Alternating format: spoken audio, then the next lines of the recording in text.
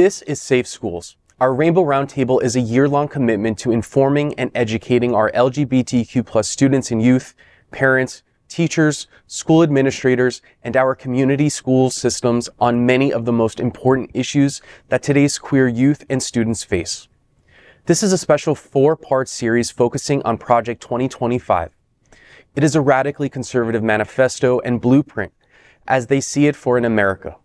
Project 2025, produced by the Heritage Foundation, lays out a blueprint in 920 pages for changes to the workings of the U.S. government moving forward with a conservative president. This is the mission statement from Project 2025. Quote, "It is not enough for conservatives to win elections. If we're going to rescue the country from the grip of the radical left, we need both a governing agenda and the right people in place ready to carry this agenda out on day one of the next conservative administration. This is the goal of the 2025 Presidential Transition Project. The project will build on 4 pillars that will collectively pave the way for an effective conservative administration." End quote. Welcome to the final episode of the Safe Schools Rainbow Roundtable Season 1. I'm your host, Dr. Dan Sheridan, and today we're diving into a crucial topic that stands to shape the future of our LGBTQ community, Project 2025. This conservative playbook outlines actions to be taken in the first 180 days of a potential Trump re-election, aimed at what they describe as bringing quick relief to Americans suffering from the left's devastating policies. However, from a queer perspective, this project raises significant concerns, especially regarding its impact on LGBTQ+ Americans, including our youth and parents. We will explore how these proposed policies resemble Florida's Don't Say Gay and parental rights laws. These laws have already shown how state-level policies can marginalize and discriminate against LGBTQ+ individuals, particularly our youth, by creating a hostile environment where discussions of their identities are restricted or banned outright. Before we delve into the historical context and discuss these policies in depth, let's meet our esteemed panelist, who will help us navigate this complex issue. This is Rebecca Thompson. Rebecca is a candidate for District 2 of Broward County School Board. Welcome, Rebecca. Thank you. This is Tiffany Williams. Tiffany is a social media influencer and the host of Safe Schools podcast, Tiffany Explains It All. Welcome, Tiffany. Thank you for having me. And we have Brian Bender. Brian is a special education and 7th grade civics teacher. Welcome, Brian. Hi, everybody. Thank you.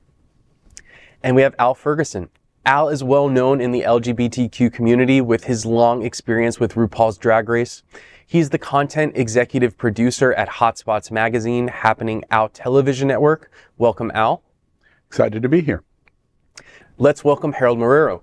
He is a pastor and the chief operating officer for Safe Schools. Thank you for all joining us. Now let's transition to our first segment where we'll provide a historical overview of how such policies have evolved and their implications on the LGBTQ+ community over time.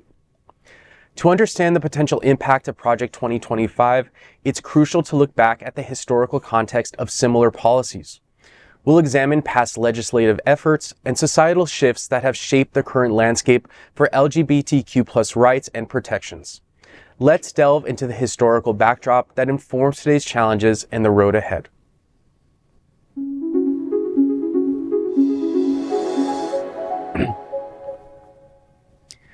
As we dive into today's theme, it's essential to understand the historical context of past legislative efforts and societal shifts that have shaped the current landscape for LGBTQ+ rights and protections. The fight for LGBTQ+ rights in the United States has been long and arduous. Starting in the mid-20th century, the LGBTQ+ community began to organize and advocate for their rights, leading to significant legal and social changes over the decades. The 1960s and the 1970s were pivotal decades. The Stonewall riots of 1969 are often cited as the catalyst for the modern queer rights movement. Activists began to challenge laws that criminalized homosexual behavior and sought to gain visibility and acceptance. In 1973, the American Psychiatric Association declassified homosexuality as a mental disorder, a significant step towards destigmatization. The 1980s and 1990s saw incremental progress. Cities and states began to pass anti-discrimination ordinances, protecting queer individuals in employment and housing. However, the community faced setbacks, such as the HIV/AIDS crisis, which disproportionately affected gay men and was initially met with neglect and stigma. The 1996 Defense of Marriage Act, or DOMA, prohibited federal recognition of same-sex marriages, reflecting the ongoing legal and cultural battles. The 2000s marked significant victories. In 2003, the Supreme Court's decision in Lawrence v. Texas invalidated sodomy laws across the country, affirming the privacy rights of queer individuals. In 2015, the landmark Supreme Court case, Obergefell v. Hodges, legalized same-sex marriage nationwide, a monumental step towards equality. Despite these advancements, the queer community continues to face significant challenges. Policies like Florida's Don't Say Gay law and parental rights laws highlight ongoing efforts to roll back protections and limit discussions on queer identities. The Project 2025 document proposes several policies that could further erode the rights of queer Americans. These include rescinding protections against discrimination based on sexual orientation and gender identity, and interpreting sex and discrimination laws based on, quote, biological binary, which would invalidate the experiences and identities of transgender individuals. The prioritization of abstinence-only sexual education and the elimination of comprehensive sex education programs mirror Florida's restrictive educational policies. These measures deny LGBTQ+ youth the information they need to understand their identities and protect their health. The promotion of parental rights to exclude queer topics from education and healthcare decisions further marginalizes queer youth, placing them in potentially hostile environments. The document's definition of family prioritizes a traditional nuclear family model, excluding same-sex couples. This could deny LGBTQ+ parents the same rights and recognitions afforded to heterosexual parents, affecting everything from adoption rights to parental recognition in schools and medical facilities. The call for robust protections for religious employers allows for discrimination against queer individuals and families based on religious grounds. This could lead to denial of services in healthcare, education, and other public services, disproportionately affecting queer parents who rely on these services. So a question for the panelists. Now that we've explored the historical context, let's turn to our panelists. Let's start with this. How have past legislative efforts shaped the current landscape for queer rights, and what lessons can we draw from these historical battles? You know, I was thinking about this as you were talking about it. And the first statement that I want to say is like, oh, you know, this is not who we are. This is not America. Like, I don't recognize America right now. But the truth is that this kind of has always been who we are, to be honest. When you look at the history of the queer community, and when it comes to the legislation and the way government has interfered with our lives since the beginning, this has always been our experience. Only recently have we had, you know, successes because we came together as a community and we utilized the law to really put a mirror up to the government and say, you know, you really are invading into our lives, and this is not, you're not treating us equal, and we have equal protection under the law according to the Constitution. However, there's always this duality that I feel is part of our Americanism, where we think and we want to be better than what we are, and we teach our kids that we are better than what we are, and we've done a great job at developing this ethos. But in reality, what we get is what we see in Project 25 and what we have had in the historical perspective of how we have been treated, particularly the queer community has been treated across the decades. So it's scary. It's scary, and I think that past legislation can only be a mirror for us to see what the future can look like. And for me, I always go back to the AIDS crisis. The conservative governments during the AIDS crisis did nothing to protect us. In fact, they kind of wanted us to suffer through what we were going through in many ways. And Christian nationalism was very clear that this is God's punishment for our quote unquote immoral lifestyle. So, this is what we're seeing now, being proposed in Project 2025. It's interesting to me that in the exploration of this first segment of the history is to point out, just as you said, this is not unique. We're living through our example of majority Americans marginalizing a minority group, and in various different ways. Christian nationalism is a majority group in America that is now, with Project 2025, going to marginalize a whole segment of American society that is different than Christian nationalism. But we've seen this over and over before. Just a quick checkoff of people that are alive today that have watched what Project 2025 is going to implement. In the 1940s, we watched this with Japanese internment and marginalizing the minority of whatever we thought was wrong with Japanese Americans, of which we came back and said, wow, did we make terrible decisions, and actually compensated them for that. In the 1950s, we had the communist scare, McCarthyism, and the Lavender Scare against LGBT community. In the 1960s, we saw civil rights. And while there was an advancement of laws in civil rights, there was actually a gigantic backlash of civil rights in so many ways that we still experience today, but especially in the 1960s and the 1970s. In the 1970s and the 1980s, AIDS came along and characterized marginalizing the gay community as the plague is justified, as you've said, from God. And as a result, it gave Christian nationalism and politicians the ability to marginalize the LGBTQ community. And then in the 1990s, really until Obergefell was decided in 2015, gay marriage and gay relationships were a battleground to marginalize the gay community in terms of their relationships. So in terms of the history of what we're watching in Project 2025, we've seen this over and over and over again, starting as example in the 1940s. And now it's just another example of something that we're all living through. Project 2025 is McCarthyism right before our very eyes to marginalize whole segments of American communities, to recreate America in the viewpoint of those that are in the majority. Yeah. McCarthyism with a new wig, new makeup. Yeah. Just to piggyback on the point, this is the most comprehensive that we have seen in generations in terms of the policy that these people want to implement. These people have a very hateful agenda. I don't know that they necessarily see it that way because of the way that they are socialized in their churches and in their communities.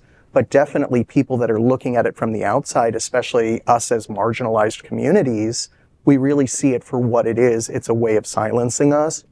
It's a way of squashing dissent. It's a way of really just getting us indoctrinated in whether we like it or not into their way of being. And I think that that's deeply un-American. Yes. And you said that there has always been this strain of progress and then a regression, progress and a regression. And I don't know that there is going to be, after this regression, if this, we have basically lost. So I don't know that there is going to be a progression for many generations after this gets implemented, if in fact we do have Donald Trump for another 4 years. Well, in terms of talking about history of trying to understand how Project 2025 could be developed, that is, for me, the most scary observation that we likely can make today. Because Joe McCarthy in the 1950s had a limited shelf life. His lie wore out. And as a result, that forces him out of office, etc. The AIDS conflict develops ACT UP and the protests that took place in America for AIDS, and that really ended the tremendous marginalization that took place over the AIDS crisis. This is very different. because we started to watch, largely, I think, of a black president coming to power in 2008. And over the last 15 years, it was just the first of the building blocks that lead to Project 2025. The white Christian nationalists decide, oh no, this is not the America that we grew up with in the 1950s and 60s, and we're going to take it back. And because they so significantly hold to that truth, we're watching a threat that is far greater than what we saw in communism or the Lavender Scare or Japanese internment or even civil rights, in that they are going to win at all cost. They are going to say whatever they need to say to justify, to get the pieces in place to get it, including appointing 3 Supreme Court justices that are going to redefine constitutional issues to get what they want. And this likely could affect us, as you said, for generations. And that's what's new over Project 2025. I think this could be the death knell of any progress that could be made for, I don't want to say forever because I don't have a crystal ball, but I do want to say for at least the next 50 years, until there's some seismic shift in the way that people perceive LGBTQ issues in our country. And if these people get a foothold, which obviously they are through this Project 2025, we're going to be at their mercy. And I think that it's very important that we educate the folks out there to know what is really at stake in this election. And I think the scary part is how subtle they've been able to do it, because it's not like former President Trump where he said something outrageous and everyone kind of knows that that's outrageous. They started by saying, we're protecting kids. Right. Because who doesn't want to protect kids? And so then they slowly creep up and pass these laws, all with the guise of we're protecting kids. It's not anti-anybody. We got to keep our kids safe. And what parent isn't going to be galvanized by wanting to protect their kids? So I think that's scary. But I think we can look back at history and see hope, because we were able to have the civil rights movement. We were able to kind of rise up and strike back, but we need to galvanize the people. And it's not just voting. Taking one day of your life to go vote is civic duty, but we need to be like a responsibility of American, but we need to be like out talking to people, because even now people don't know that abortion's on the ballot in Florida. They don't know about Project 25. I had heard whispers of it before being invited on this, and now I know more. But like, we need to be educating people and putting energy into it, and there's a lot of like apathy. So I think it can pass if we don't energize people to fight against it. But I don't want to say it's hopeless, because then everyone will give up. And I think, you say there's a lot of apathy, but I will come out and say that I feel like there's, in some pockets of our progressive population, there's a lot of willful ignorance. And that's the scary part. The apathy is, I get it, like you're in your bubble, you don't know. But to be willfully ignorant of things that will impact you, immediately impact you in the next couple of years, that to me is more scary than just apathy. I can forgive apathy. I have a hard time forgiving willful ignorance. And that is a criticism. That's a really, in my opinion, an amazing observation, because we can criticize a governor, and we can criticize a former president, and we can criticize a whole plethora of criminals that have criminalized the American system. But at the end of the day, we likely should be criticizing ourselves in our LGBT community, because we are actively deciding to disengage. And while we recognize what is going on, we actively decide, but we're not really going to do anything about that. Somebody else will take care of this problem. And we're coming up to, no, this has been so insidious that there's no white knight coming for us. If we don't act, who does? And that's why I think your observation is right on point. Do you all think the LGBTQ community has been resting on their laurels of recently that gave rise to the Project 2025? Or were we advocating too loudly, too boldly, and there was a reactionary effect? Or some both, combination of both? I think it's a little bit of both. I think as time has progressed, as someone who is in a younger category of generation, a lot of people from my generation and younger are a lot more progressive. They're more accepting. And I think what Al had mentioned earlier, the older conservatives, like they're starting to see that American dream is leaving. But the thing is, the American dream has been dead for many years. Let us be very honest about that. And I think they're in denial about that. And they see that the younger generation are going to be that radical change once they get to that seat. But they're not going to hold on to that power because they don't want to give it to us, because it would be too intense for them. It would be too different for them. They're not used to that. And so how do they fight back is by putting something like Project 2025 into motion. And again, it was subtle. It's been not someone shouting at the rooftops, yeah, we're taking away the rights. And the thing that I, as a young person, have issues when people want to say, oh, well, we want to protect the children. I'm like, you don't care about the children at any point. Yeah. So stop saying it's about protecting the children, because you don't care. You care about abortion is, a horrible thing. It shouldn't be done. But then there is no child care for that child to come into this world. There's no support. They don't have a roof over their head. Their parents can't support them. So it's like your statement is contradicting to your actions and the things that you're putting into place.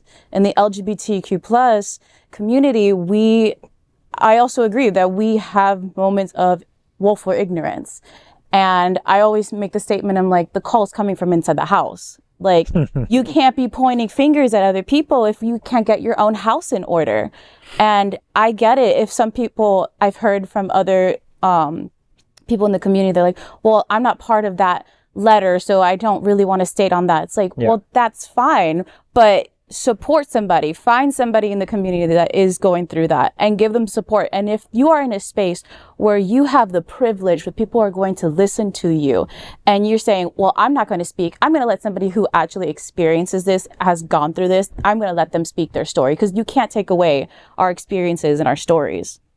Yeah, and I think it's beautiful that you mentioned the letter, because I think one of the most strategic thing that has happened recently is that conservatives or people pushing a certain agenda found the one minority in the minority that they can point to, that they knew the other letters of our alphabet would be like, oh, I don't want to touch that. I don't want to deal with that. And that has been the trans community.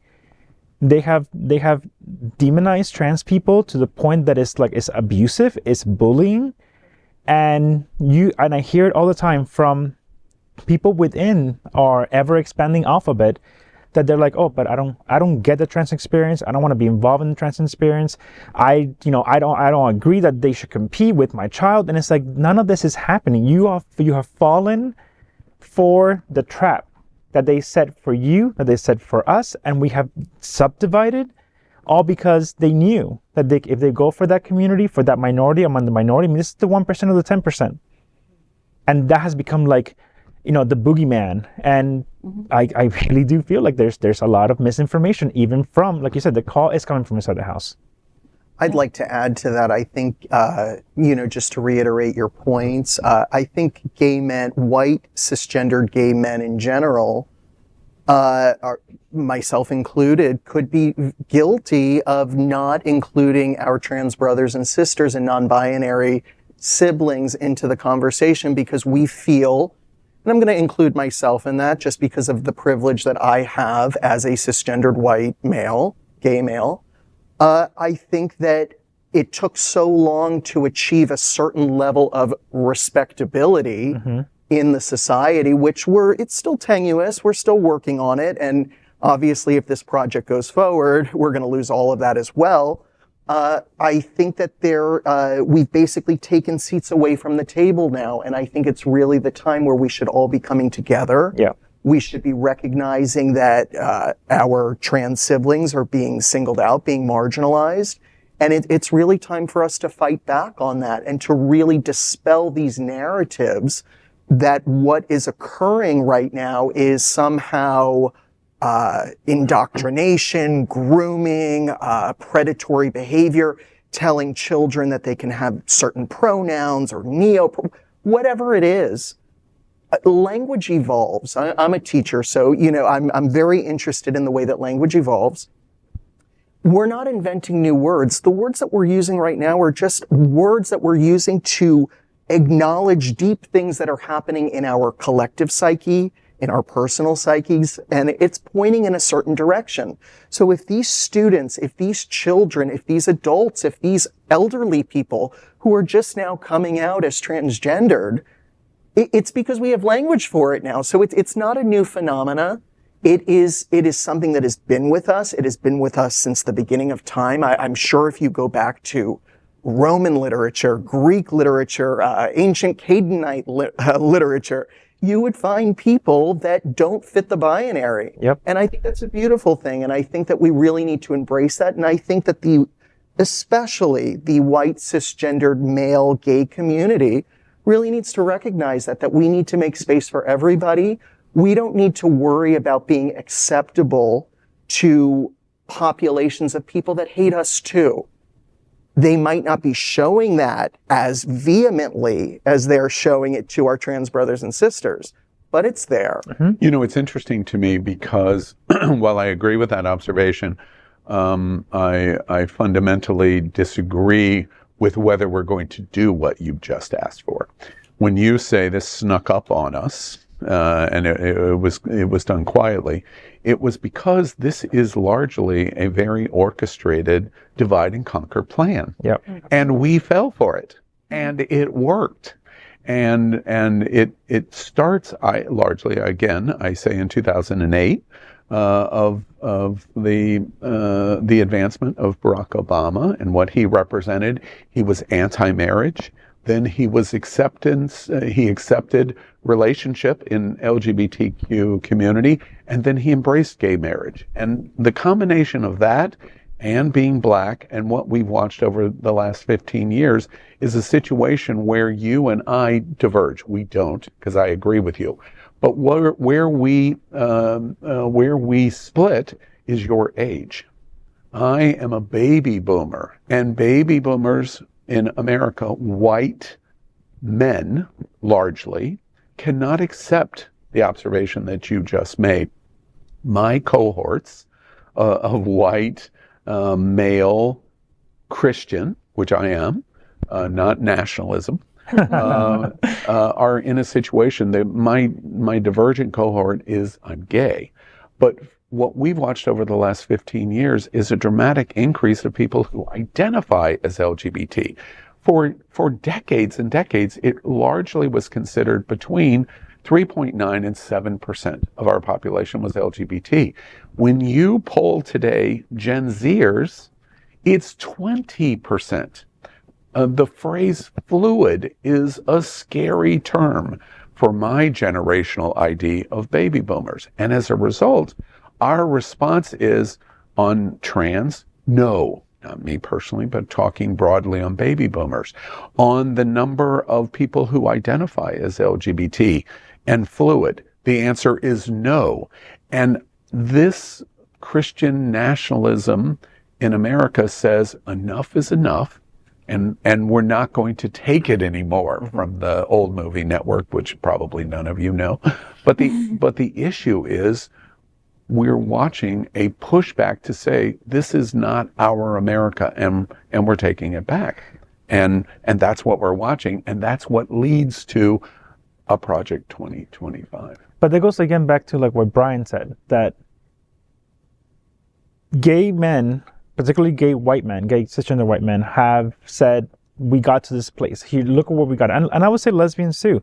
The G and the L got to a certain level of the white picket fence with the dog, the 2 kids, and the house in the suburbs.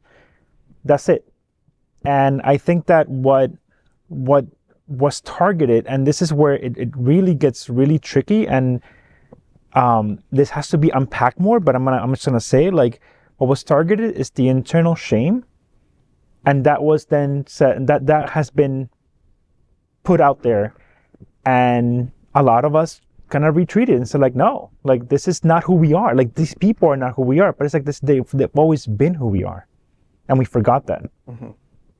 That's a great point, but we do have to move on. This is a very heated topic, and I look forward to hearing it all in the next segment. But I want to thank you all for what you provided in this section and sharing your perspectives. But let's move on to our next segment, where we'll explore some fictional scenarios that illustrate how the proposed Project 2025 policies could impact the daily lives of queer Americans from all walks of life if enacted. This will help us understand the real-world implications of these policies on our community.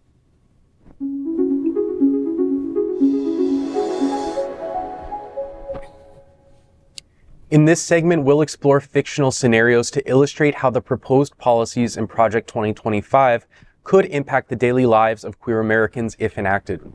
Through these stories, we'll see how life might change over the next 4 years and how the mental health effects of these actions could impact generations to come. Let's imagine Sarah, a young professional living in a vibrant city. Sarah is openly lesbian and has always felt secure in her job due to protections against discrimination. However, with the rescinding of regulations that prohibit discrimination based on sexual orientation, Sarah finds herself in a precarious situation.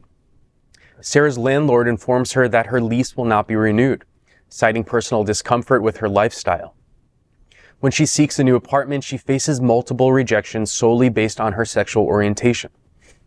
At work, Sarah's supervisor starts making derogatory comments, and despite reporting into HR, no action is taken because the company no longer fears legal repercussions. Imagine living in fear of losing your home and job simply because of who you are. This scenario highlights the vulnerability queer individuals could face without legal protections. Next, let's consider Alex, a transgender teacher in high school. Alex has been openly transitioning with the support of a few understanding teachers and friends. Under the new interpretation of sex discrimination laws, Alex's school no longer recognizes his gender identity. He is forced to use the facilities that align with his assigned sex at birth, leading to daily harassment and bullying. The school's refusal to acknowledge his identity also means he cannot participate in sports teams that match his gender identity, isolating him further from his peers. Alex's experience shows how denying recognition and protection to transgender individuals can lead to systemic erasure and increased social stigma, profoundly affecting their mental health and well-being. Consider Emma, a middle school student who is beginning to understand her sexual orientation. She's curious and looking for information, but finds that her school's curriculum has shifted to abstinence-only education, with no mention of queer topics. Emma feels isolated and confused. Without access to comprehensive sex education, she turns to unreliable online sources, leading to misinformation and increased anxiety.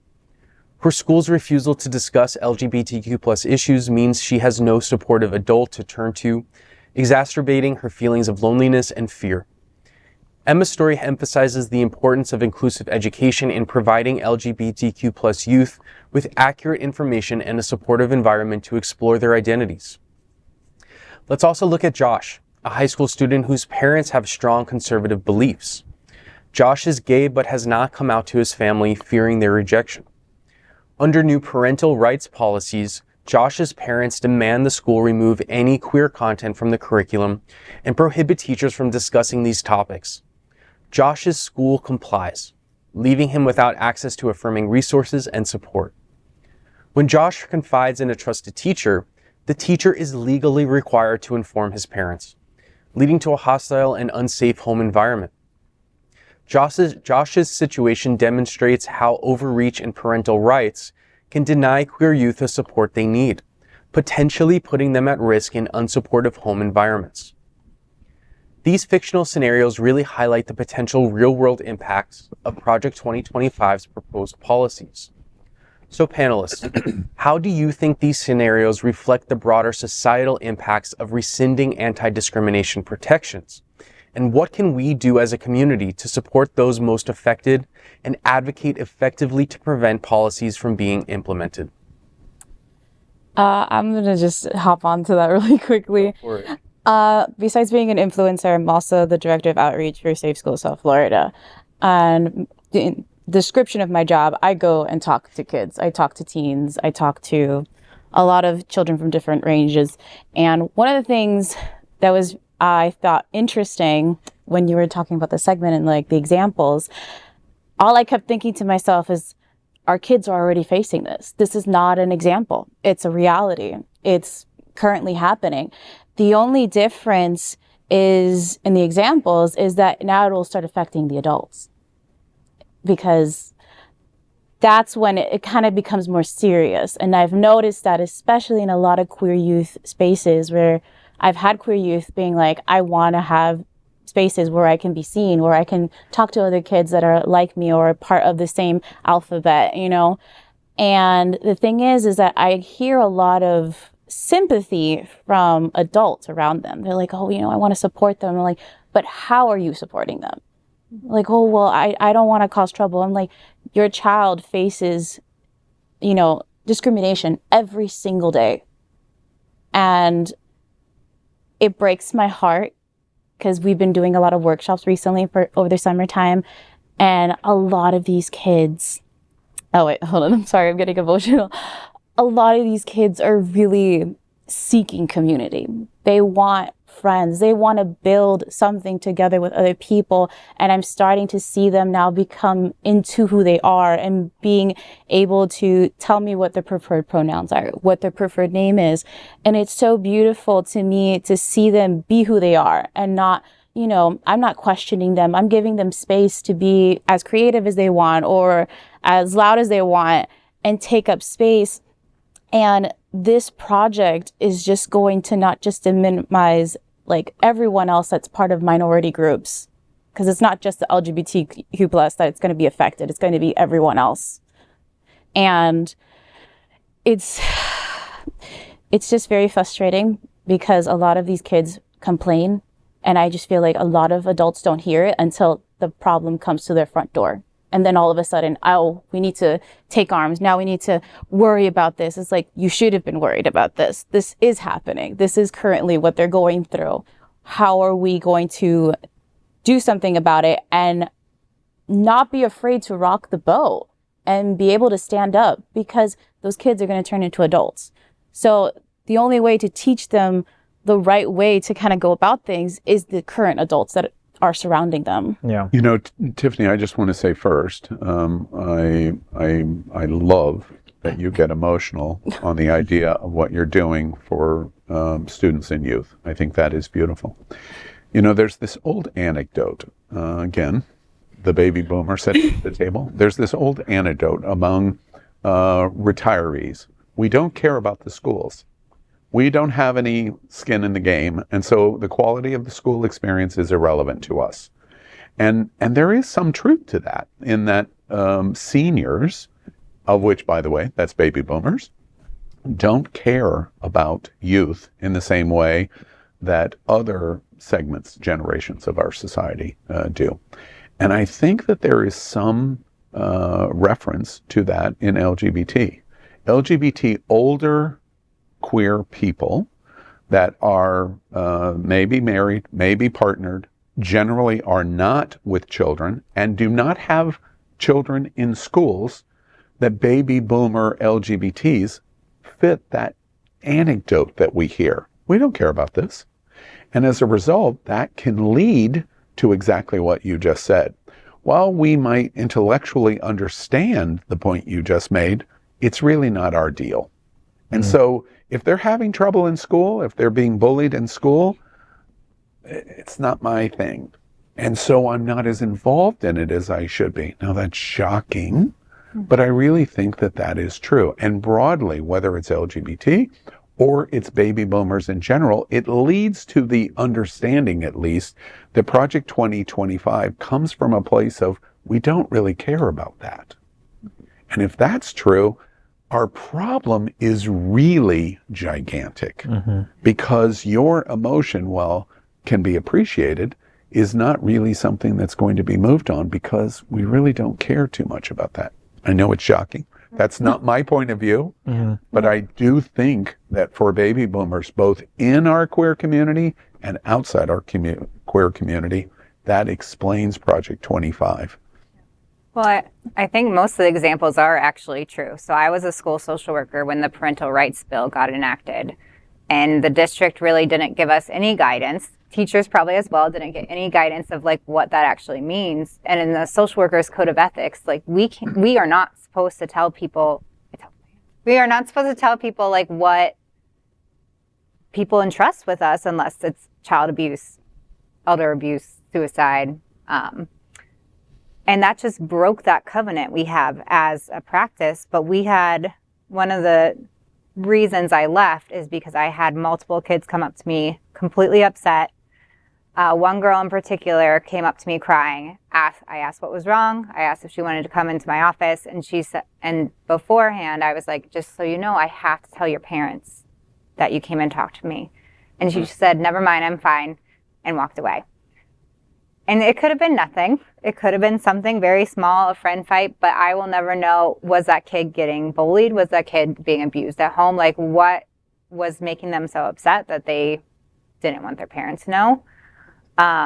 But it is something that's happening already. This is very much true in our youth. It's very much, and I think adults who care are scared to act on it because they don't want to lose their license or their job. And so at what point do we have to say, like, it doesn't matter? Like, the safety and well-being of this child is so much more important that it doesn't matter if I lose my job, because it's more important that they belong and that they're here. LGBT youth, as you guys probably know, are 4 times as likely to commit suicide. And what we're doing in the state of Florida is just pushing them further and further back. And I don't know the solution, but it's very upsetting. I'd like to drill down on some of the things that I'm hearing. So you're saying that baby boomers, you not included, but your cohort, especially, non-LGBT and LGBT, well, minus the T, probably because the boomers are not into the T so much. That's right. Unfortunately. I want to know, do you believe that the generations that are coming up after you, let's say my generation, I'm a millennial, Gen Z, do you think that when they reach, if we're lucky enough to reach, our more advanced ages, do you think we are going to be as apathetic as the boomers? Do you think it was something that is inherent to the boomers in the way that they were raised? Yeah, it's a fabulous question. To the best of my ability to answer a very complex question like that is to say, we don't know at best. But at the end of the day, my cohort, baby boomers, are going to do everything possible to stop you and to stop you. We're not even going to set a process in America that allows you to get to that decision making, much less allows you to get to that decision making, because we as baby boomers are so scared of you and of what we fundamentally think America is all about. It explains why white, principally men, but also women, Christian nationalism is so powerful in America, because we're scared of you, and we're scared of you because you will change what we think America is. So the real answer from my seat to your question is, we're not going to know for a long, long time, because we're not going to allow you to influence American politics, our society, our schools. We're just not going to allow it, because over the last 15 years, you've scared us so much. Again, I'm not talking about me, I'm talking about my cohort. You've scared us so much, we're not going to risk it. It's why Project 2025 is created. It explains 2016 and that presidential election. It explains the last 4 years through our current president and what the former president and the GOP and evangelicals in America are designed to do. We are going to stop you as millennial and you as Gen Zer. But I think that there's a real generational memory loss, considering that it was the boomers that changed American culture. I mean, you were all the hippies. Like, what happened to the hippies? Where did we go? Where did the hippies go? They became yuppies. Yeah, but seriously, like, this generation changed how America is America. They were the anti-culture. And what I find very concerning is that if you were to look at what was happening during the time that boomers were coming of age, with the riots, with the anti-war protests, with what was happening in universities, and then you see what's happening now in the same exact, I mean, it's like you can show two different images up, put it in black and white, and you cannot tell where they're from. Yeah. And yet the response, it's so forgetful of the things that you all went through. And I don't even want to make this a generational thing, because I feel like we get so caught up in the generations that we start to like, that's another way to subdivide us. And you see it online all the time, like, oh, well, millennials don't think they're hip anymore, or what Gen Z says about boomers. It's like, that is like, to me, that is like BS. You know, like, what we should be doing is forming connections across the table, forming intergenerational connection, understanding, like, why have you forgotten who you were? Not you, Al, but I mean, like just your generation. Why have you forgotten this? And what can you teach us so that we can do better? And then what can we teach Gen Alpha so they can do better? And I think that there is a fear of like, what is America going to look like? And it's like, it is not up to you to decide. It's up to the next generation to decide, just like you decided what America became after your generation. And, you know, like you talked about suicide, and I think that's going to be a huge, that to me is like, people are going to start waking up when kids start to die. Mm-hmm. And this is like, it's brought me back to the book and the movie Prayers for Bobby, that this, you know, this parent was kind of like a Christian nationalist, and when the child came out, they were like, you know, oh no, you're not gay. Like, put little Bible verses in his room in the mirror. And this is, when I first watched it, I was very triggered, because that's what my parents did. They put little Bible verses, like I wasn't out yet, but just by being a disobedient child, they put all these Bible verses around my room, and I'm like, oh, that's so gross. And then I saw Prayers for Bobby, and I'm like, you know, I was sobbing, and I was just like, this is a lot. But people will start changing when their kids start dropping dead. We hope. But it will happen. I mean, like, you have to completely disassociate when your kid starts to, like, when your kid dies by suicide. Like, that's a shock. That will either shock you to like go in deeper or come completely out of it. That's one of those like post-traumatic growth moments that you can either, like, you know, change or not. But right there, it sounds like you're implying that there's a choice point. So on the one hand, I hear you saying you absolutely have to change after your child unalives themselves, as the Gen Zers say now, because you can't use suicide on certain social media. Yeah. So when a child unalives themselves because of their gender identity or whatever difference they're having, I don't know that the parents necessarily depends. I believe that it depends on the level of the indoctrination and socialization of the parents, because there was a student, and I believe this person was non-binary. This person was beat up in a school bathroom. I forget exactly where, could have been the middle of the country somewhere. Could be wrong, but definitely was in Florida. And they were still being misgendered by their family, mother and father, in newspaper articles. I don't know that is, I believe that there was a choice point there. You know, this person unalived themselves after they were beat up, felt that they were not receiving the proper support at school, proper support at home, and then to be misgendered by your family members, you know, as they're speaking about your life and no longer having one. I think that, you know, I was born in the 80s. I wasn't cognizant enough to know exactly what was going on in terms of the AIDS epidemic. But in 1987, it was raging. And I've seen a lot of documentary films. I've seen a lot of movies, dramatic depictions of that time. There are gay men that were calling their parents that they maybe hadn't spoken to in years and years, dying, you know, of Kaposi sarcomas, and really, it's their parents would hang up on them. I mean, that's and largely, I just want to call the elephant in the room out. I'm a Christian. You're a pastor. I am I am very supportive of the Sunshine Cathedral mission here in South Florida.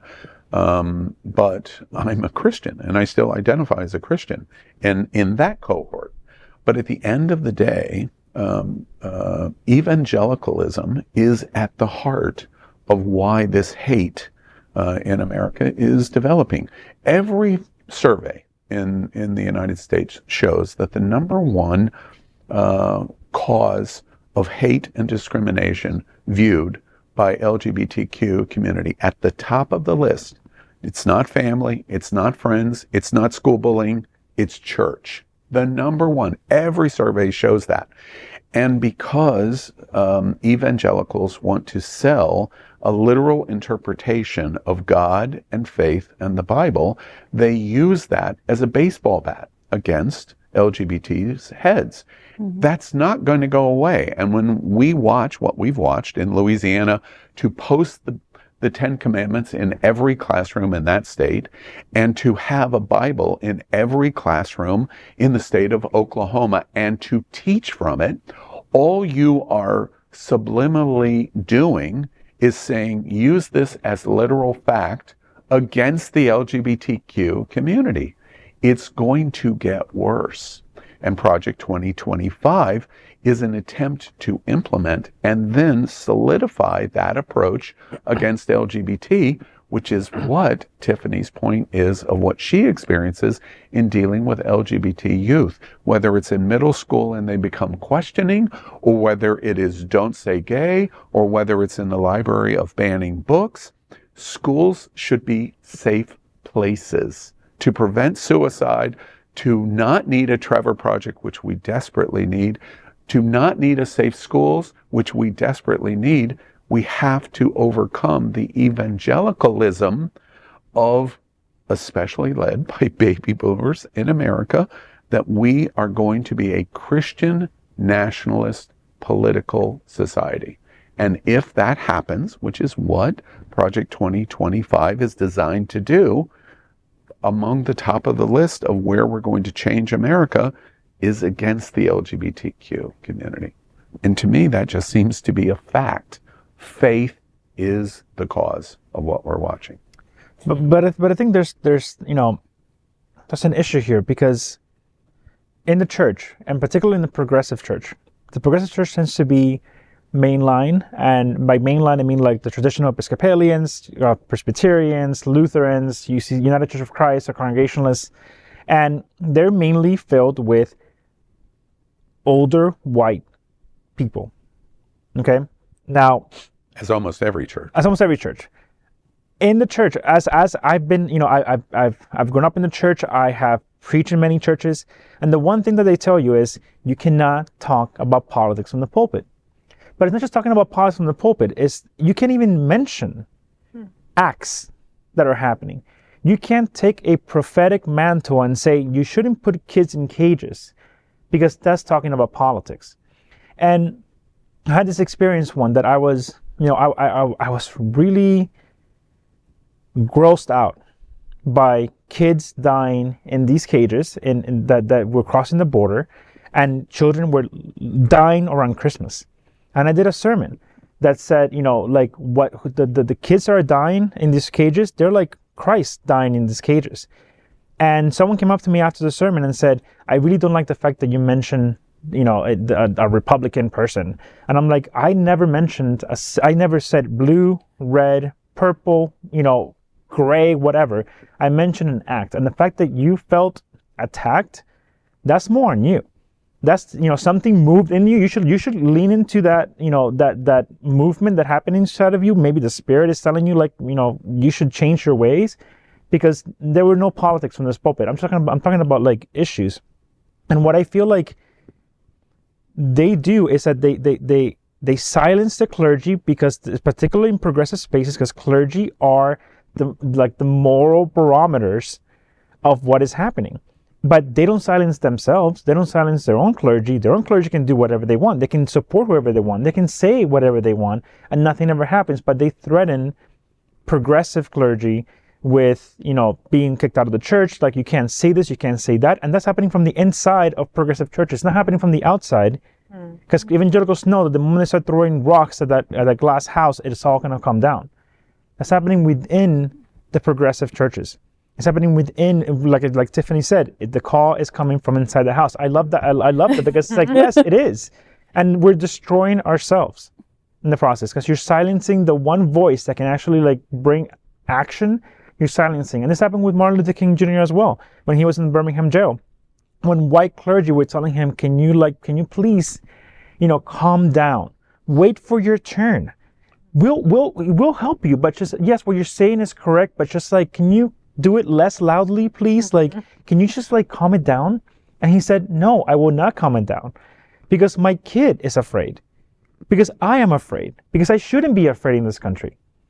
And I feel like that's the main problem that we're seeing now. And to Al's point, I really feel like the Bible and Christianity and all that stuff it's a bat that they use, but it's a mask that they hide behind.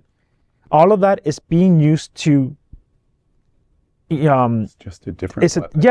But they're hiding their ignorance, their hatred, their anti-humanity is being dressed up as Jesus, and they put a nice little Bible on it, and they're passing it on as, well, this is what the Bible says. That's not what the Bible says. That's nothing. You're hiding your ignorance. You're hiding your prejudice, and we should be talking about that. Not I don't want to talk about Christianity, religion.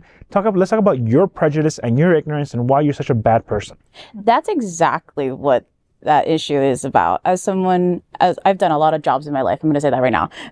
So I worked for a church for almost like 8.5 years, and it was so fascinating because I worked in a Christian church, and even growing up as Catholic, I found it so fascinating that people needed like the 10 Commandments. They needed something to hold them accountable. Like, oh, if I follow these rules, that means I'm a good person. Instead of questioning, am I really truly being a good person? And the reality is I get into these arguments a lot with not just like people out on the street, but also with family, because they are also very conservative. And I get it all the time, specifically with my mother. And I'm like, I have nothing against you being conservative. However, if you are being, and pardon my French, if you're being a shitty person, like you're being a shitty person and you're trying to use religion and God to justify that you truly don't care about anyone but yourself. And the whole point that people like to bring up, well, because Jesus this, and I'm like, hello, Jesus went and flipped tables when shit wasn't going correct. Like, he did not just sit there and just take it and just idolize and let the people in power do whatever the hell they wanted to do. He was with the outcasts, the rejected people. He helped those who were disabled. So if you're someone who identifies in that religion, I have nothing against that. But when you're being absolutely horrid to people that are not like you, that are from different minorities, and then you're going to put and slap God and the Bible and the cross on that, and I'm like, you're a freaking hypocrite. You're full of smoke and like hot air. Like, and you know who the people are that meet the definition that you just said is the Heritage Foundation and Project 2025. Because if you want to piss somebody off at the Heritage Foundation, you talk about the Bible and you put right in front of them, okay, let's talk about Leviticus. Mm-hmm. And here's the sentence in Leviticus written by God only knows who, 700 years ago, and it's been rewritten and rewritten and rewritten. Mm-hmm. But at the same time, let's talk about it being okay to have 20 wives. Let's talk about it's okay to stone your wife because she does this. If she wears this cloth, she can be put to death. Let's talk about all of these examples where you pull that exact same sentence out and go, but do you agree with this? Yeah. And do you agree with this? And it pisses people off at the Heritage Foundation because how dare you question the Word of God? Mm-hmm. But it's already written there. It's written. But it's funny because like at the training that I met Brian at, the whole Sodom and Gomorrah came up, and I always laugh at Sodom and Gomorrah because they use it to like condemn gay people, like, oh, the people in Sodom and Gomorrah wanted to have sex with the God's messengers. But it's like, I love how the people that want to protect children are the ones that completely ignore the fact that Lot was about to give his 2 virgin daughters to the people outside for them to rape and have sex with. and kill, most probably, because in another part of the Bible, they actually do take the young woman and they kill her. So it's this kind of almost like inability to see beyond the agenda that you're trying to push, where you are unable to see that story is not about homosexuality. It's not about anything except for like these people wanted to rape people, and raping people is not okay because that is inhospitable. And they just like, they ignore the fact that they think Lot is such a good person. He saved the angels. No, he's not a good person. He was about to give his 2 daughters away to get raped. Brian, last point. Yeah, I think I actually think that religion is a vehicle that people use. It's the perfect vehicle for justifying any and every hatred, prejudice, any way that you've been socialized. I feel that you could find a Bible verse, and I'm sure that there are websites where you could probably, a funny website where you could say, like, can you help me justify blah, blah, blah? And you can find it in the Bible where it can be justified. So I really think that it is up to the people of good conscience. It is up to the people of goodwill, and up to the people that want to make a positive change for our students, for our people coming up, and for everybody to really educate themselves on the fact that to be a good person means developing a moral compass inside of oneself, not looking outside. And if you're going to look outside in terms of using the 10 Commandments, like you said, or using biblical scriptures, use it as an adjunct, not as the way that you focus your life, and that is the absolute pillar for you. Because are you telling me that the reason I don't murder people, or the reason I don't rob a bank, or the reason I don't do a hit and run, or whatever it is because the Bible told me to do that? No, I don't do that because I have developed a moral compass inside of myself that tells me that that is not correct. So people that are saying the Bible, and Christianity in particular, is the thing that prevents me from being an awful person, is a very big red flag that tells me you're an awful person. Yep. I just want to end with that. Thank you to our panelists for your perspectives. But we're going to move on to our next segment, where we'll explore practical tools and resources. We'll discuss how we as a community can fight back through education, advocacy, and most importantly, our vote. It's essential to stay informed and engaged to ensure that our rights and protections are upheld. Stay with us as we delve into actionable strategies for making a difference.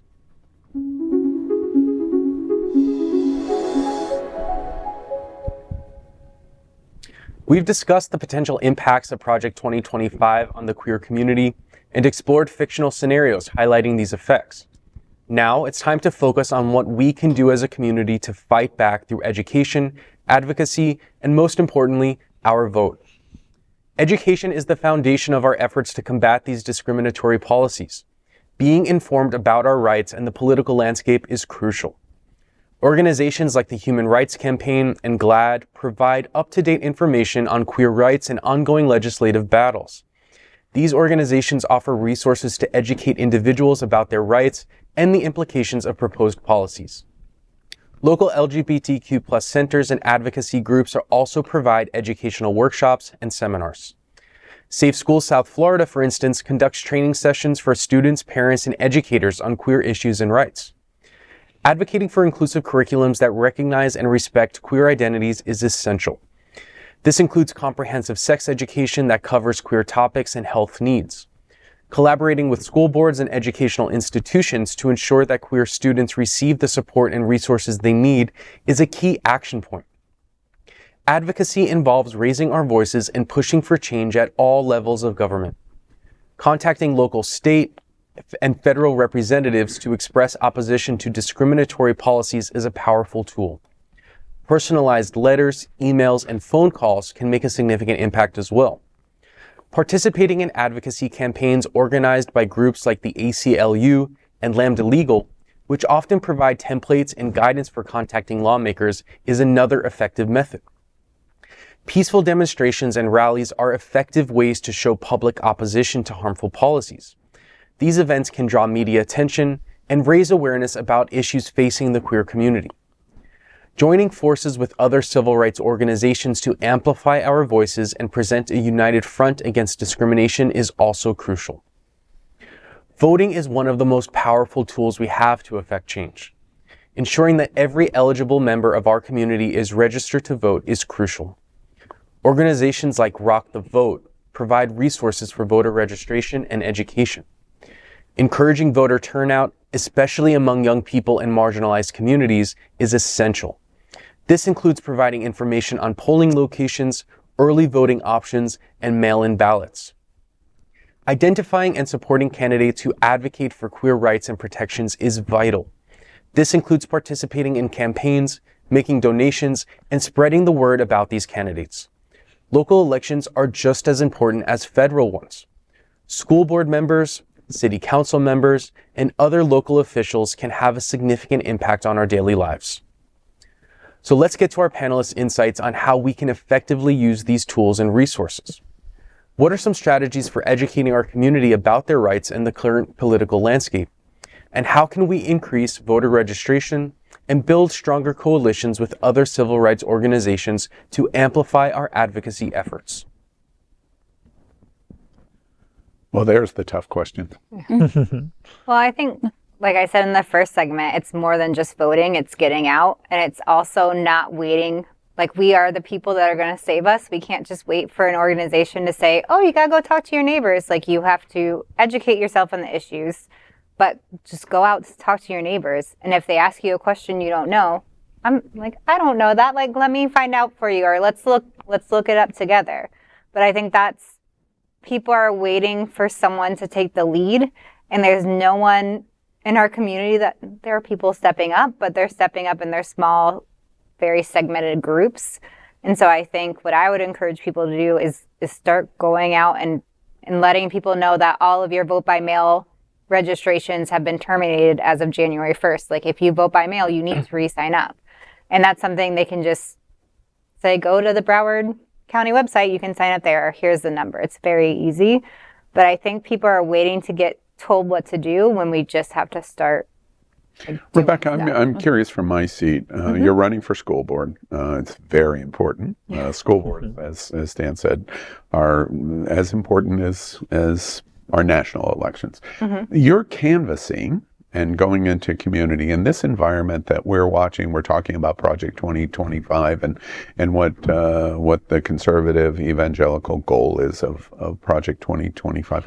What kind of reaction are you getting when you're canvassing?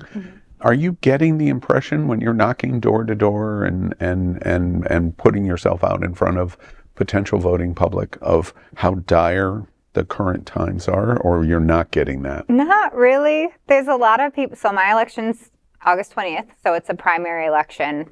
Most people don't even know that exists, or if they do know it exists, we don't know that we're supposed to vote. That we're supposed to vote. Right. It's also a lot of not apathy. I think we're in a very stressful time. Not giving people excuses, but like, people can't afford their rent. People can't afford to put food on the table. So how can you make this abstract concept important to them? So a lot of times I've been walking in a retirement community. So a lot of times I open the door, they're like, well, I don't have kids in school. This doesn't apply to me. And I was like, actually, everyone votes in school board. But why it's so important is because we need to grow the future the way that it's our future, basically. So it's who's going to take care of you in your retirement home. It's who's going to bag your groceries. It's who's going to, take care of your grandkids. Like, this should be something that's important to everyone. But it's how do you break through their stress, and also how you provide options. So if they are interested in getting engaged, a lot of people in my party knock postcard writing because they're like, oh, it doesn't really matter. But if someone who like maybe isn't mobile, or someone who doesn't have a lot of time, but they are available from 11 p.m. to 1 a.m., they can write postcards. So let's not knock people's path to get engaged. Let's encourage it and then keep going. Yeah. I'd like to piggyback on what you said there. I think a way to get people engaged is to become good storytellers.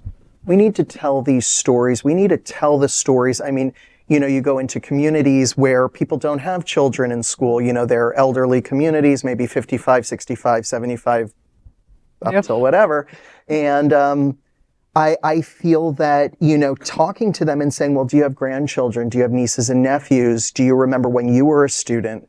How would you have felt if 2 people in your class unalived themselves? How would you feel? You instead of just, saying, hey, we really need you to vote. That's a very, I think, boilerplate, very generic kind of thing to tell people, just get out and vote. Everybody knows to go out and vote. Do people do it? It's like going on a diet. Everybody knows what they need to do in order to get themselves where they need to be. But do people do it? Not necessarily.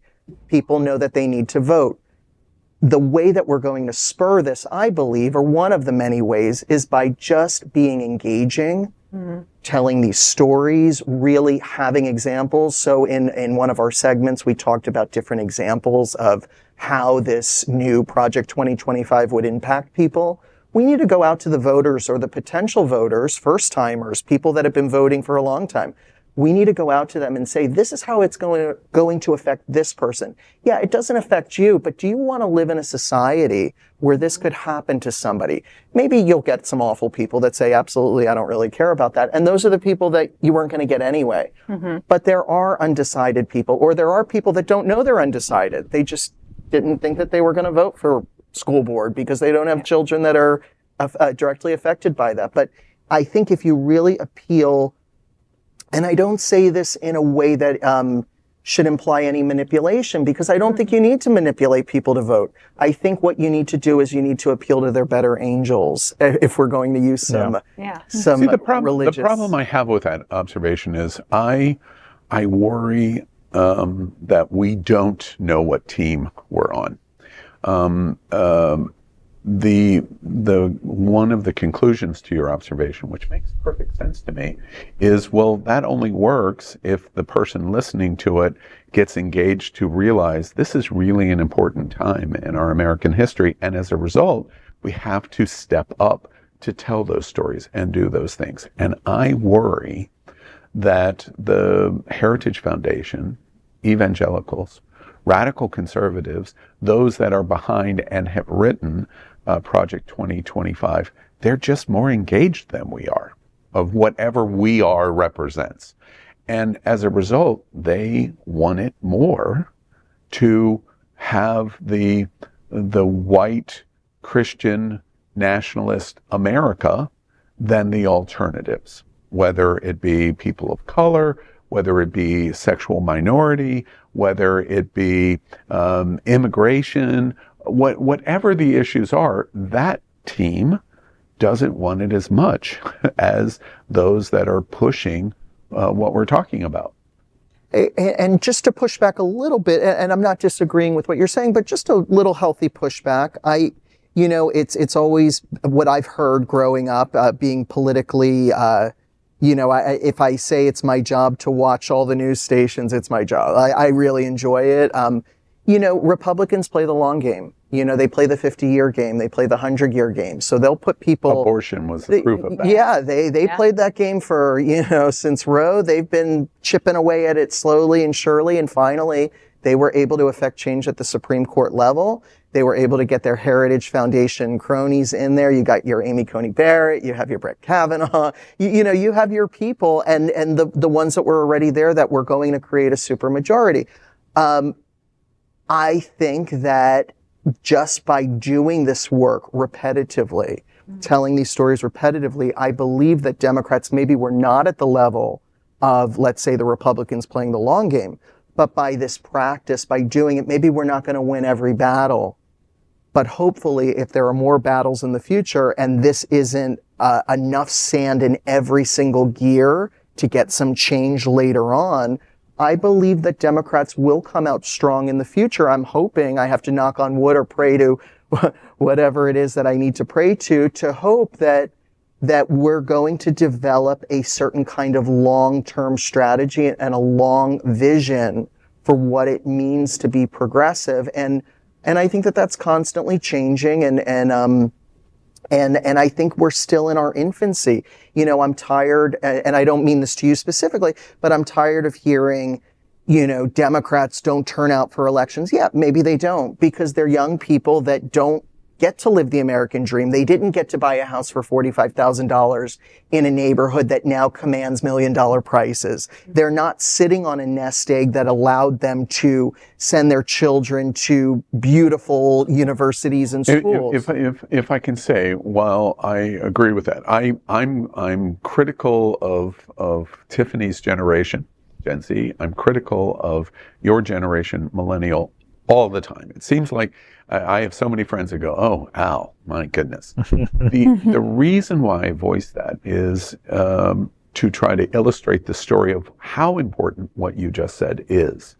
While that may be true, that the train left the station and it didn't bring our Gen Zers and millennials along with us, that only illustrates how dire this subject and the issue is. Because at the end of the day, again, I keep talking about baby boomers that have created Project 2025. We don't care. You know, I'm not talking about me, but my generation of baby boomers, we don't really care as much as you think we might, because we're very selfish for what we want. And as a result, one of the principal things is to find ways to motivate Gen Z and millennials. And one of the perfect examples of what we've learned over the last 5 years, certainly, is the Supreme Court and who is in charge in appointing federal judges may be more important than our political elected officials, because the federal district judges and the Supreme Court are the ones that mitigate the radical conservative viewpoint. Where we've seen success on the drag queen ban, for example, is not in Florida, is in a federal district, and the federal district judge bringing that to a stop, almost to the point where the issue for Florida is completely dead. And that is true on so many related issues.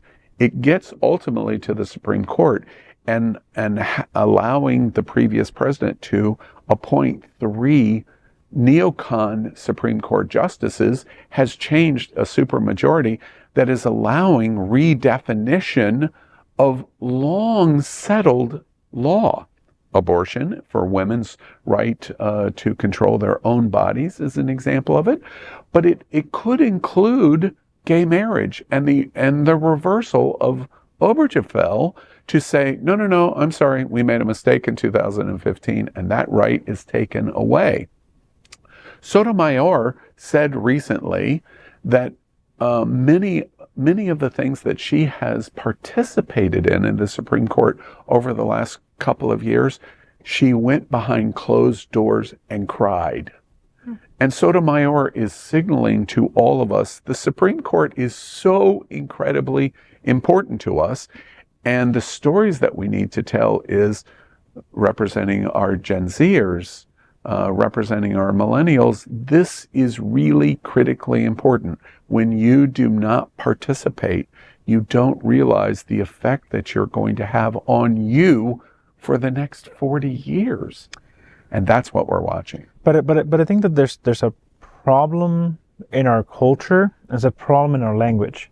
When you look at the Heritage Foundation, they use the word heritage as if they're upholding this heritage of what America is. And also like with conservatism, what are they conserving? I feel like we should now take on the term conservatives to conserve the progress that we have made and go back to that. You know, we should take it back. We should take back the things that are important to us, because they take the language away from us, and then they accuse us of weaponizing language when they have been weaponizing language since the very beginning. And the Republicans, the conservatives, really saw how to do this, and they have a very amazing, intelligent people that lead them and lead their marketing campaigns, because they have changed the conversation in almost every single societal topic that is going to impact us and generations to come, including climate change. They changed it. They changed it to climate change, not global warming, became climate change, and then they put the one scientist out of 99 that decided that that's not real. And here again, I'm sorry, but like in us trying to be so right, we gave that person a platform. That person should never have gotten a platform. That one scientist should have been called a crazy person and moved on and be like, sorry, sir, you're completely wrong. Like, you shouldn't have the same amount of airtime as the 99 scientists to say, no, the earth is in trouble. And we gave them the same airtime.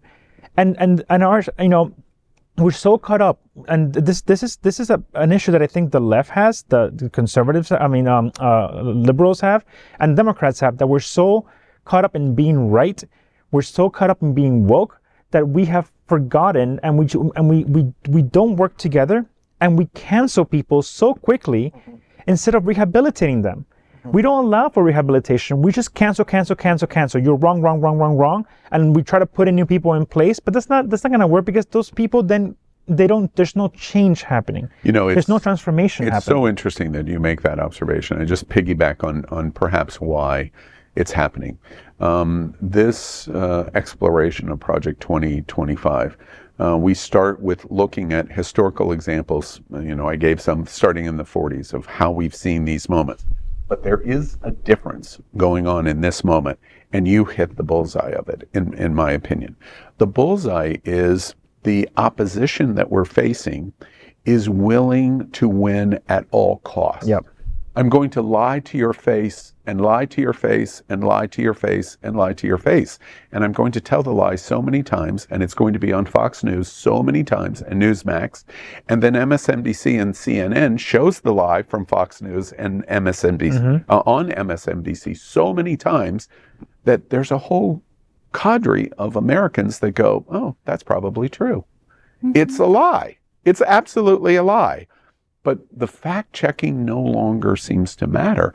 And as a result, a whole cadre of left Democrats, progressives, whatever terms that we want to use, including in the LGBTQ community, are willing to say, but here's the standard of the way we're going to fight the traditional fights that we fight, with an adversary that goes, oh, good, you keep the handcuffs on you, because I'm going to wallop you in the mouth over and over and over, because I don't have those standards. Now, I'm not saying that we unchain ourselves that way, but it's a support of your observation of the, I'm saying that we should.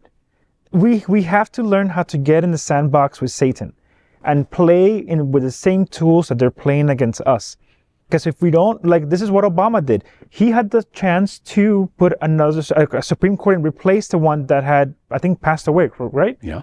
And, the Republicans were like, oh, you can't do that. It's too close to an election. Yeah. And what did Trump do? Exactly that. Yeah. And the same people that said, well, that's not the way America is, they did it, and they knew it. And the thing is, like, like I said, we keep wanting to be right, that we're losing the fight, and we will lose the fight. And this, I think the fight is already lost. I'm getting ready to say, like, how are we going to respond to the fight that we have lost? And I don't want to be pessimistic, but this is just like, this is where I am. This is what I see. I think we need to bring it back locally and state. Because I also think us telling people this is the most important election of your life, like, isn't working. Because that's what they said about Trump. And they're like, well, I'm still alive. You cried wolf so many times, I don't believe you anymore. It doesn't work. Yeah. So it's what Brian said, like, telling our stories, like, bringing it down to what is happening. So at the doors, I've talked to a lot of parents about how they, their kids face bullying. So, like, what could a school board member do to protect that? So tie it into there, and that's how we're going to fight back. But it's going to take time. And, like, the millennials, the Gen Zs, we very much like quick reinforcements of what we're doing. It's going to take a really long time, and we need to tell our volunteers that. Like, okay, we might not win this election, but we built enough name recognition where the next one, like, we're going to get it. Or we lost this fight, but we learned from this, and now we're going to do this. Like, we need to be resilient, and I think that's what Democrats and progressives are, is we're resilient. We're sometimes petty, but we can be resilient, and we just need to remember that we are the change that we're hoping for, and start doing stuff. Final point. In a Oh, sorry. So final point. Sure. Okay. Just to kind of go over what everyone has talked about at this table. I do agree with your earlier statement. And again, pardon my French. America is really honestly waiting to have a Captain Save-A-Ho to come save them. And that's the reality. And the reason why I speak so frank and I guess vulgar is because my generation and, you know, millennials, we've seen the BS. We've seen the bullshit, you know, and we're just kind of like, okay, let's just cut to the point. I do agree. It does start locally. It does start with, again, that resilience of like, okay, we didn't win this time around, but we keep going. Like people need to stop playing this game of, you know, it's doomsday. It's like, it's doomsday every 4 years when it's election, you know, but let's talk about are you doing anything in your community? No. Okay. So how about we start there before we talk about the national, you know, level. Okay. Because yes, there are a lot of implements, especially with Supreme Courts, because, you know, like they have the most ruling, you know, we saw it with abortion rights. And I think like people need to kind of just start waking up and start telling their stories. And I see this issue all the time, especially within the LGBTQ plus community and within also my own like circle of people, especially older, like baby boomers that are part of the community. They're like, well, you know, I don't want to tell my story. I'm like, you have to tell your story because like we had mentioned earlier in the earlier segment, you guys were the, you know, the hippies, the rebels, you know, you started it. The only difference between then and now is that in that time period when you guys were starting it, you were the minority, you were a small group. But now there's there's more people who are rebels and there's less people who are more conservative. So again, it plays into this marketing strategy because at the end of the day, what the Republicans are doing are they're really good at marketing. They have their business like hands down. And the Democrats are just, again, trying to be right. They're trying to feed into your morality. It's like, okay, that's great. But if you know you're like literally in a boxing ring and you're like bloodied up and they're like, you know, using brass knuckles on you, I think it's time to play dirty. Like, you know, and I think that's where we're getting at. It's like, if this is the road we're going down, it's only going to get worse. And the thing is, I think a lot of people think that if this does come into fruition, people are just going to be quiet about it. No, I'm going to tell you this right now, like as part of millennials and Gen Z and even Gen Alpha, because Gen Alpha are right now, they're starting to get into like, you know, into high school, middle school, even some college, you know, and I mean, this past early summer, we saw a lot of protests going on in a lot of like Ivy League universities. And that scares the people in power immensely because their kids are starting to get together. The kids are kind of like, all right, you're not going to do anything about it. We'll do something about it. And we will play dirty and we will get our hands on the ground and do whatever it needs to make the real change that needs to happen. So... Let's hope that's true. Well, let's move on to our final segment, the future outlook. We'll explore why our political system operates as a winner-takes-all reality and discuss how, if we want change, we need to get involved in the civic discussion. Using our voices and peaceful demonstrations, we can show that there are more of us than those trying to enforce a one-sided, toxic religious way of being an American. Stay with us for a hopeful outlook for the future of the queer community and actionable items to make a difference.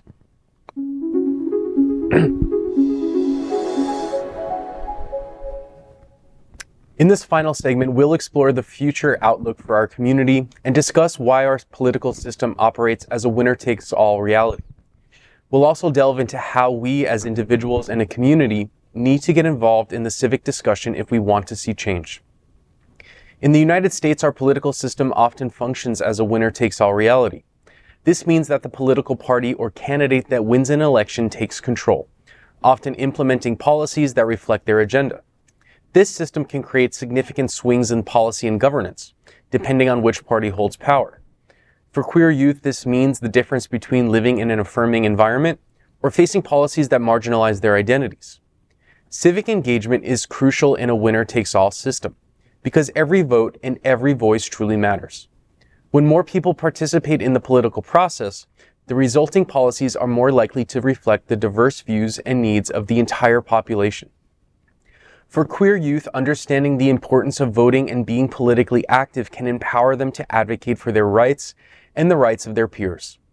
Getting involved in local and national politics, whether by voting, participating in town hall meetings, or engaging in peaceful protests, ensures that our voices are heard and that our rights are defended.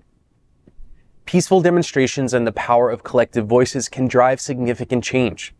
By coming together and speaking out against injustice, we show that there are more of us advocating for inclusivity and equality than those trying to impose a one-sided, toxic religious ideology. History has shown that peaceful protests can lead to substantial policy changes. The civil rights movement, women's suffrage movement, and the LGBTQ+ rights movement are all testaments to the powerful peaceful demonstration. For LGBTQ+ youth, participating in peaceful protests can be a powerful way to feel connected to the broader community and to see firsthand the impact of collective action. Our nation's motto, E pluribus unum, or out of many one, emphasizes the strength of diversity. To truly live up to this motto, we must ensure that all voices are heard and respected. This involves creating spaces where healthy conflict can occur and diverse perspectives can be shared. For queer youth, this means having safe spaces where they can express themselves, share their experiences, and engage in dialogue with others who might have different viewpoints. Healthy conflict is necessary for growth and innovation. By facing our challenges together, we can nurture the innovation needed to overcome the obstacles we face as a nation and as a global community. This collaborative approach not only fosters understanding and empathy, but also drives the social progress necessary to ensure that all individuals, regardless of their sexual orientation or gender identity, can live freely and safely. So let's hear from our panelists about the future and how we can make a difference together. How can we encourage more civic engagement within the LGBTQ+ community and effectively organize peaceful demonstrations? Additionally, how can we foster environments that promote healthy conflict and inclusive dialogue? I'd like to start this, if that would be okay. I feel like it doesn't matter, on a hopeful note. I mean, let's hope and pray that this Project 2025 is defeated and we don't have a conservative or Trump or anybody of his ilk as our next president.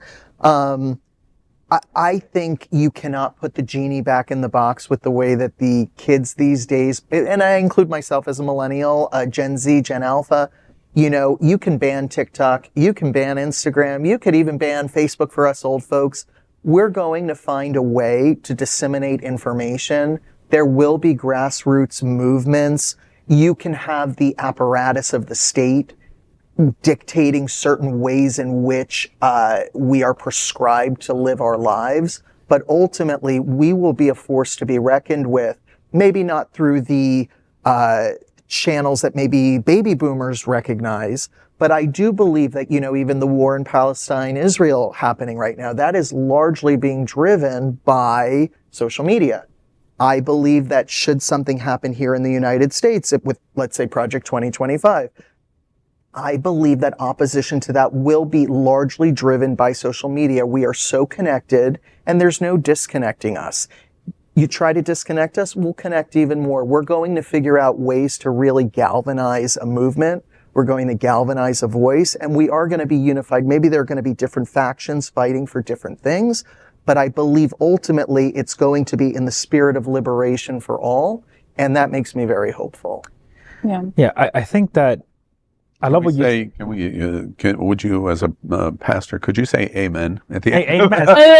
Yes, right? Yes, I think you're completely correct in that. And another point, I think one of the biggest shocks that our society has had recently that has changed the game completely was COVID. COVID, it was awful from a health perspective, but COVID also showed how fragile everything is and how things that we've said these are the pillars of our society, how quickly those pillars were dismantled and redesigned to protect people, to protect money, and to protect the many things that we said we can never do that.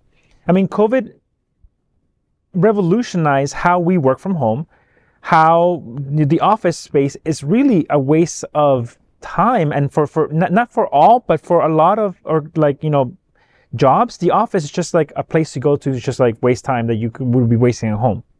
And it also showed how the government can and will use our tax dollars to support and to pay out, certain people of a certain income bracket. But yet that same government then says, oh, but we can't pay your student loans, or we can't forgive you student loans. But yet that same government gave millions upon millions of dollars to millionaires to continue their millionaire lifestyle. Like there's a disconnect there. And COVID showed us that. It's like, okay, but you did it to the same people that are now saying you can't forgive student debt. You can't liberate a whole generation out of debt. Those same people took millions of dollars from my tax-paying dollars. They took it and they didn't give it back. They just kept it because it was a grant. I believe that, and this is just my cursory knowledge of the prosperity gospel, I believe that even if somebody, an evangelical, says, I'm not part of the prosperity gospel, I do believe that somewhere deep down they believe that if you're poor and if you need help paying your student loans, that you signed on the dotted line for that, you must take responsibility. And if you can't pay that, that's God's judgment on you. Right.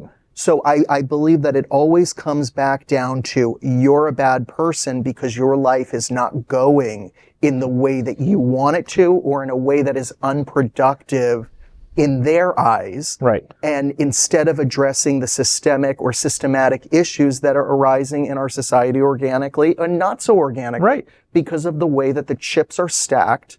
And I don't want to make excuses for people's poor behavior. There are probably, we're not a monolith. There are different people and different millennials, Gen Z. The alphas are not yet in college. Or I don't believe so. Maybe no, they're getting close. Okay. So maybe they haven't taken on that student loan debt yet. But I believe that, we were sold a bill of goods that if you take out these student loans, your life will be markedly different and better. That, I'm a teacher. I don't want to embarrass myself and tell you how much they're paying teachers in Florida, but the audience can look that up themselves. I have to take on an extra class. I had to take out a loan to get a master's degree in order to get a little under $4,000 extra. This year, my extra class is not being subsidized by the state or the federal government anymore, so I'm not going to have that. I'm losing $6,000. I'm at the whims of referendum dollars that are going to be voted on again, I believe next year or in 2 years. I have to double check that. So, there is so much in flux, and I just feel that it's very simple to say this is God's judgment on you as a person. And it's always making things personal to a person and not saying that maybe generations have been shortchanged. And that's not to make an excuse. I really believe that there are structural issues going on that perhaps, and not you maybe, and that perhaps baby boomers who were able to, ride the 80s and the opulence of the 80s and the 90s and these cycles, that were able to really get a foothold in the American dream. Well, that's what I think that's what people that took on student loans were trying to do themselves. But what frustrates me is that same judgment from God never falls upon greedy banks and General Motors. No, because they're in a position of power. And that's because the baby boomers are doing a better job of selling and getting you to buy it. Yes. And that's a reflection. And by the way, that justifying your student loans, and if you can't pay for it, it's a judgment for God, is probably the best definition of Christian nationalism I've ever heard, by the way. You're welcome. To the point of what we're looking at the future, I think that there's two things that are really self-evident from my standpoint. Project 2025 and what the future is going to bring. First off, from an optimistic note, we're celebrating this year the 55th anniversary of the Stonewall riots in New York. The National Visitor Center at Stonewall is getting ready to open, or has just opened. The National Monument is opening. If there's one thing that is true over the last 55 years, and I include civil rights in this category, almost unparalleled in the speed of time is LGBT civil rights, even over civil rights movement of the 1960s.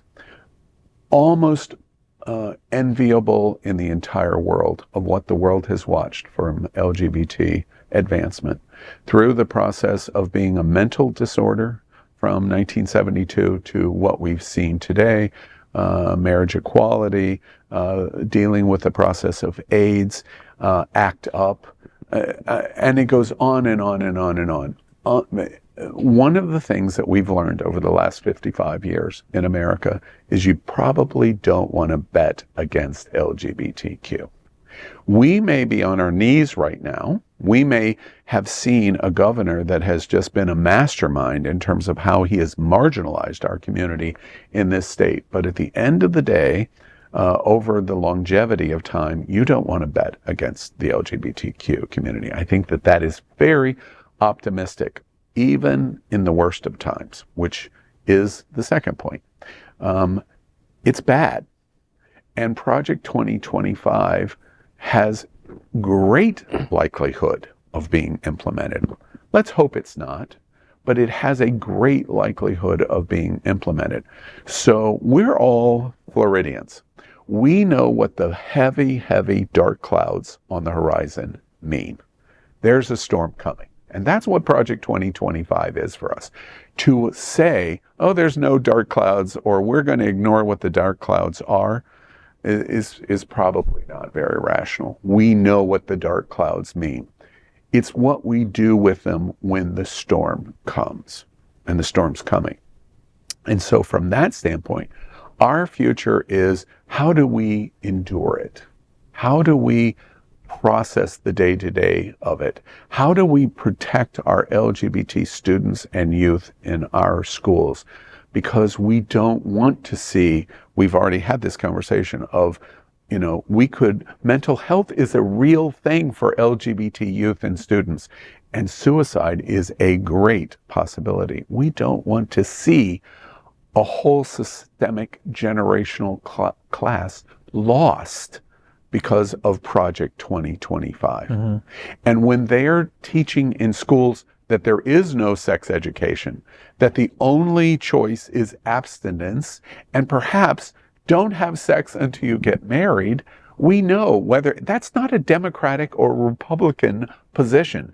That is craziness of Christian nationalism. Mm-hmm. And so really our future is, how do we endure this? Because perhaps one of the best things that we can do is know that storm is on the horizon and it's coming. Now, what are we going to do about it when the worst of it gets here? And that's probably one of the best things that we consider for the future.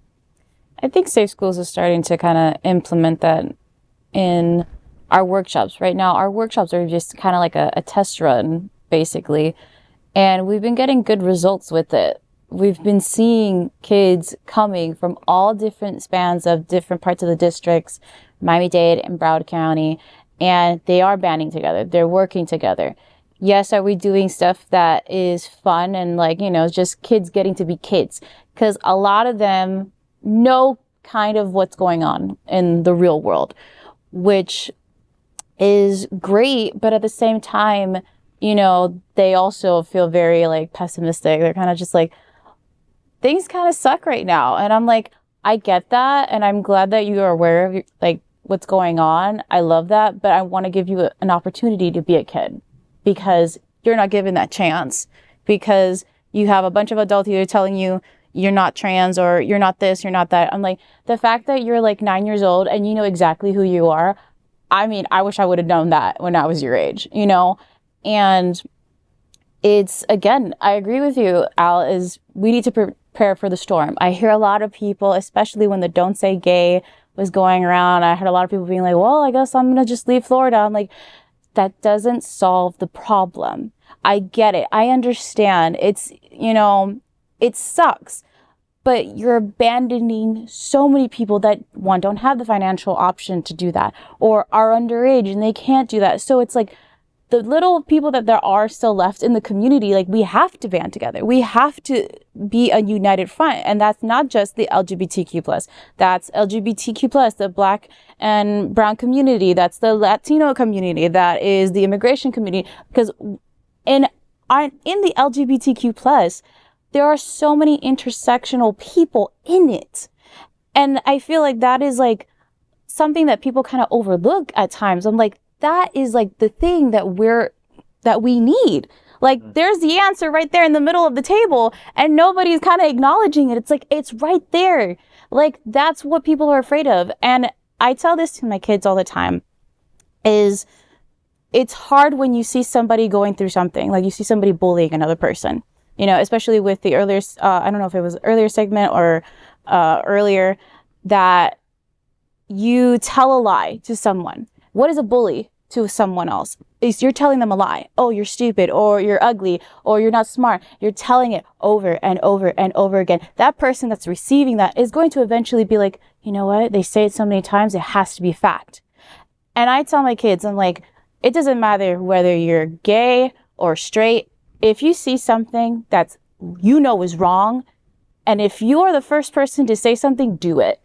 I know it's going to feel awkward. I know it's going to cause a scene, but I promise you, if you start shouting at the top of your lungs, hey, what you're doing is wrong, other people will stop and then start ostracizing, thank you, that person. And then all of a sudden it stops that action from going on. And I think that is something so minuscule, something so small as putting eyes on something. But that is the first domino to hit the other domino, to then create this like ripple effect within the community. Can I just quickly make the observation? This is the baby boomer observation. You likely do not know the movie Norma Ray, won an Academy Award for Sally Field. It's about unionizing oppressive conditions in a shop, in a factory. And a very famous scene in Norma Ray is her going, "That's it," and writing, I believe the word is strike, and getting up on a table and just holding the sign. It required one person to take the action, to tell everyone else around, we are being mistreated and it must stop. But it only started with one voice. That's what I was just thinking. Oh, I'm looking at Norma Ray right in front of me in LGBT. And that's what has to happen now. Yeah. The storm is going to come and we can't stop the storm. But it's a question of what we do about the storm. And it requires an individual and another individual and another individual. When they say you can't talk in the school and we can't talk about gender identity and we can't do this and we can't and then we start to have one person that meets off campus, not in the school, that holds up the sign that says strike. And that's when the protests start. And that's when we start to galvanize our voice. And it starts small, but we are going to continue to fight the storm. We are not going to go away. And history shows in LGBT in America, that's why we've been so incredibly beautiful and dynamic, because that's always been our strategy since Stonewall. Whether it's AIDS, whether it's don't ask, don't tell, whether it was whatever the issue was, that was our strategy for success, and it's always won, and it will win again. Yeah, and I feel like, to go on Tiffany's point and also to your point, Al, the storm is coming. The storm is here. And this is funny that you say that, because that's actually the marketing campaign used to go against gay marriage in California. The storm is coming. There's a whole thing about it. I feel like forming diverse communities that are trained to deal with healthy conflict will create innovation, and to not just weather the storm, but to create shelters against storms like that cannot affect us from a collective level. Too many times we tend to shame the other, to try to, when someone messes up, we automatically go into the attack. And I think that what needs to happen is more rehabilitation, more conversation, less shaming of people that say the wrong thing or do the wrong thing. In a community that agrees to have values that says, we will weather this with you, we will talk about it, we will do healthy conflict, because healthy conflict leads to amazing solutions. There's bad conflict, but there's healthy conflict. And we have forgotten that. And I feel, so to talk about something that Safe Schools did also, like, and what our own church, no reservations, that yesterday we did this whole pride takeover at a local gay bar in Doral. Now, a local bar that became gay, but we did a pride takeover, so we turned it kind of gay in Doral. And what was amazing about it is that we saw all these people from that community come together. And then one thing they said is like, oh wow, like, this is great. I don't have to go somewhere else to have this experience. I can do it here in my own backyard. And I said, that's exactly what we want to do. And we want to empower you, bring more friends for us to form this community here. And these were Gen Z, like kids in FIU that were saying this. And this is what we must do. We must form these spaces in our local communities, to your point as well, to weather not just a storm, but to start really talking to one another and re-engaging with one another in person, instead of engaging with one another in the internet or through social media, that sometimes we don't even know who it is that we're engaging with. Who knows who's behind that person that's throwing these comments? It could be a bot. It most probably is a bot. Mm-hmm. Final point? I think on a really hopeful note, I think in the face of all the adversity that we're facing, and I do, not that I like the imagery of a storm is coming, but I do think that that's an effective, visual. I think really we should prioritize our mental health.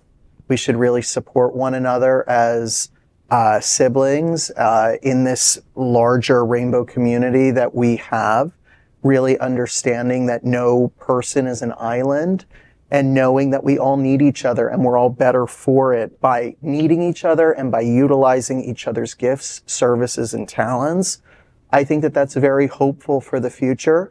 And I think just by us shining our light, and our collective light and our individual light, we are going to be able to show the next generations that maybe are not as mired in whatever this 2025 is going to be. Maybe the generation that's going to come up in 10 years or in 20 years, they're going to say, oh my gosh, looking back, that generation had to face this 2025 thing, and that's what I was born into.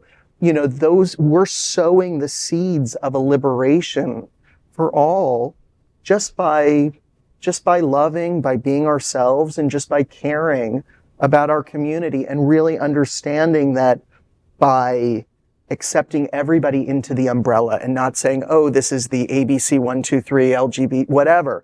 I've heard all those, crazy things.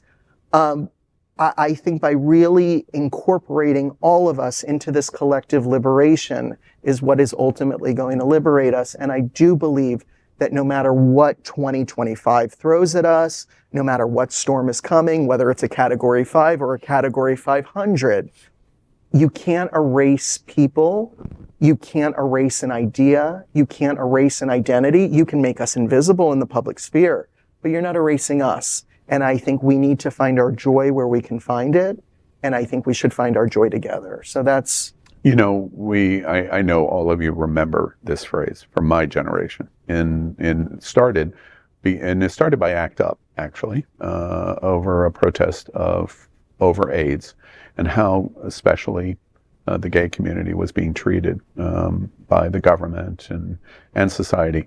And we're here, we're queer, get used to it, came out of that protest. And it was a powerful statement, because it said at the end of the day, the LGBTQ community was really talking to themselves. While it sounded like we were talking to non-gay community, get used to it. No. We were really talking to ourselves. We are here and we're not going away. And no matter what you throw at us, we're still not going away. That's what is ahead for Project 2025. Even if it comes, we're here, and you better get used to it. because we're not going away. Amen. Amen. Amen. That is Amen. yeah. Amen to that. Well, this brings us to the end of today's Rainbow Roundtable and our first season. To our audience, thank you for joining us on this journey. If you're inspired by our discussions and the work of Safe Schools, we encourage you to subscribe and learn more about what we do to protect and educate queer youth, educators, and the modern families that make up America. Your support through donations or volunteering at events helps us continue our mission. Safe Schools Rainbow Roundtable is made possible by sponsors that think our LGBTQ+ youth and students need support. A special thank you to our sponsor, the Quadracci Family Foundation, under the leadership of Richard Quadracci. A special thank you to AIDS Healthcare Foundation and the Florida AIDS Walk. AHF has an amazing commitment to so many vital nonprofits in South Florida, including Safe Schools. A special thank you to the Children's Trust of Miami and their efforts to support all students and youth of Miami-Dade County and all of South Florida. And a very special thank you to our network partners, Hotspots Magazine, Happening Out Television Network. They have been a creative and implementation partner for Safe Schools, and one of their 11 main pillars of their nonprofit is support of LGBTQ+ youth. Your support is instrumental in our endeavor to create a safer, more inclusive world for LGBTQ+ youth. Thank you for joining us on Safe Schools Rainbow Roundtable.